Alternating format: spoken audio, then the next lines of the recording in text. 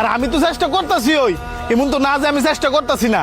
আমি তো একটা পুরুষ মানুষ, আমি চাই আমার ফ্যামিলিটা সবসময় ভালো থাক। দেহতে ফেরেশানি দিও না, এই বয়সে এত ফেরেশানি নিতে পারতাম না।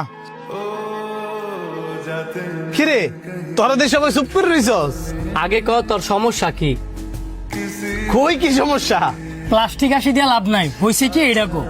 আরে বাবা সত্যি কিছু হয়েছে না। এ তোরা এই বিষয়টা বাদ দে। হ্যাঁ যেহেতু হ্যার বিষয় কইতাছ না, তোর বারবার কে লেগে জিগাইতাছস? তোরা থাকলে আমি বাসায় গেলাম। এবারে খারো, আমিও যামুগা। আমিও যাই রে, বিকেলে যাওয়া হইব না। সবাই তো গেছে গা, তুই যাস না কেরে? সবাই তো হাসি খুশি ছিল, তুই তোর সমস্যার কথা কইছিস না দেখি তো সবাই গেছে গা। সবার সাথে কি আর সবকিছু শেয়ার করা যায়? এইখানে কেউই তো তোর দূরের আসছিল না, সবাই তো তোর বন্ধু আসছিল।